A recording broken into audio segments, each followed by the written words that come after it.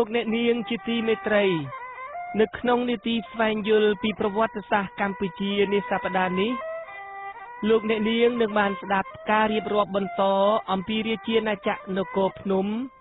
និងការបង្កើតរាជវង្សខ្មែរដំបូងសូមអញ្ជើញលោកអ្នកនាងតាមដានស្ដាប់ដូចតទៅអ្នកស្នងរាជបន្តពីព្រះបាទកៅឌិញគឺជាកូនចៅរបស់ព្រះអង្គក្នុងនោះមានព្រះបាទហ៊ុនផានហួងដែលជាព្រះរាជាមួយអង្គខ្លាំងពូកែមានកលល្បិចក្នុងការធ្វើសង្គ្រាមពង្រឹងអំណាចកណ្ដាលហើយវាយពង្រីកអាណាចក្រឲ្យធំទូលាយ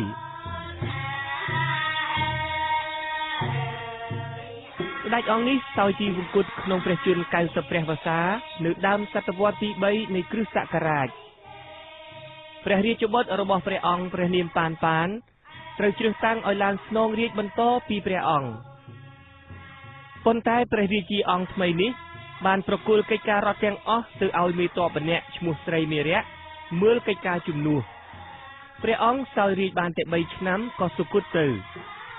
ពួកនិមឺនសបុកមន្ត្រីក៏ជ្រើសមេទ័ពស្រីមេរៈឲ្យឡើងសោយរាជជាទូទៅព្រះរាជាខ្មែរតែងតែមានព្រះនាម3គឺ1ព្រះនាមកំណើត2ព្រះនាមគ្រងរាជ3ព្រះមរណនាមគឺជាព្រះនាមពេលដែលព្រះអង្គសុគតទៅព្រះអង្គស្រីមេរៈគឺជាព្រះរាជាខ្មែរដំបូងបំផុតដែលទ្រង់យកព្រះនាមវរ្ម័នដែលមានន័យថាអ្នកការពារមកប្រើដំបូងគេបង្អស់ហើយព្រះនាមវរ្ម័ននេះបានត្រូវព្រះមហាក្សត្រខ្មែរទ្រង់ប្រើប្រាស់ជារៀងរហូតលុះត្រាដល់ពេលដែលបដិវត្តនយោបាយនិងសាសនារបស់នាយត្រសក់ផ្អែមកើតមានឡើងព្រះបាទស្រីមេរៈជាស្ដេចសឹកដ៏ខ្លាំងពូកែព្រះអង្គបានធ្វើសង្គ្រាមតាមផ្លូវគោកផងតាមផ្លូវទឹកផងហើយពង្រឹងអំណាចរបស់ព្រះអង្គលើដែនដីភាគខាងក្រោមគឺកម្ពុជាក្រោមសព្វថ្ងៃលើភាគកណ្ដាលនៃទន្លេមេគង្គហើយរឹបដាក់ជាចំណុះនៅរដ្ឋតូចៗនៅភាគខាងជើងជ្រោយម៉ាឡាយូដើម្បីត្រួតពិនិត្យលើផ្លូវគោកនិងទីសម្ចរទាំងឡាយចន្លោះឈូងសមុទ្របឹងហ្គាល់និងឈូងសមុទ្រសៀមព្រះអង្គទ្រង់សោយទីវង្គតក្នុងពេលដែលទ្រង់បំពេញបេសកកម្មមួយនៅប្រទេសម៉ាឡេស៊ីមួយរបស់ព្រះអង្គព្រះនាមសានឆានដែលប្រហែលជាមាននាមក្នុងរាជថាភរិន្ទ្រវរ្ម័នបានជ្រែករាជដោយបានធ្វើគុតរាជទាយាទគឺព្រះរាជបុត្រច្បងរបស់ព្រះបាទស្រីមេរៈហើយឡើងសោយរាជព្រះអង្គសោយរាជបានរយៈពេល20ឆ្នាំនៅក្នុងរាជរបស់ព្រះអង្គបានរឹតចំណងការទូតជាមួយនឹងរាជវង្សឥណ្ឌាមរុណ្ឌៈឆ្នាំ243ព្រះអង្គបានបញ្ជូនរាជទូតទៅប្រទេសចិនដើម្បីនាំដង្វាយជាអ្នកភ្លេង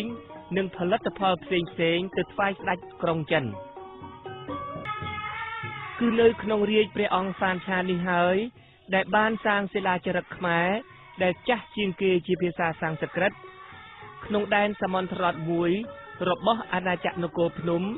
ដែលគេរកឃើញនៅរមណីយដ្ឋានវោកាញ់ក្នុងតំបន់ញាត្រាងប្រទេសវៀតណាមសព្វថ្ងៃនេះប្រហែលក្នុងឆ្នាំ250ព្រះអង្គសានឆានត្រូវធ្វើគុតដោយព្រះរាជបុត្រពៅរបស់ព្រះបាទស្រីមេរៈដោយយកលេសថាសងសឹកមេទ័ពម្នាក់របស់ព្រះអង្គសានឆានមានឈ្មោះថាអសុជ័យដែលតាមឯកសារចិនឈ្មោះថាស៊ីយុនសាន់ស៊ីយុនបានធ្វើគុតរាជទាយាទគឺព្រះរាជបុត្រពៅរបស់ព្រះបាទស្រីមេរៈហើយប្រកាសខ្លួនឡើងសោយរាជជាកុរុងវណ្ណុំព្រះបាទហ្វាន់ស៊ីយុនជាព្រះរាជាដែលស្រឡាញ់សន្តិភាពទ្រង់យកព្រះទ័យទុកដាក់និងព្រះរាជភារកិច្ចរបស់ព្រះអង្គយ៉ាងខ្លាំងដើម្បីរក្សាកិត្យានុភាពរបស់ព្រះអង្គបានប្រើប្រាស់ការទូតច្រើនជាងកម្លាំងទ័ព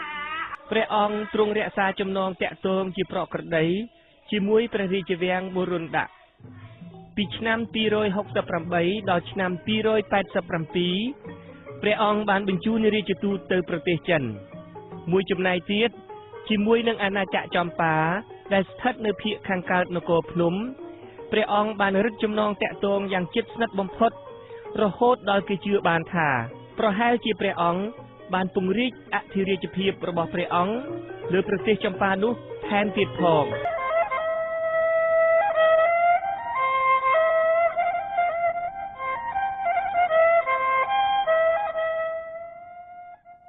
លោកអ្នកនាងទើបតែបានស្ដាប់ ការរៀបរាប់អំពីអាណាចក្រនគរភ្នំ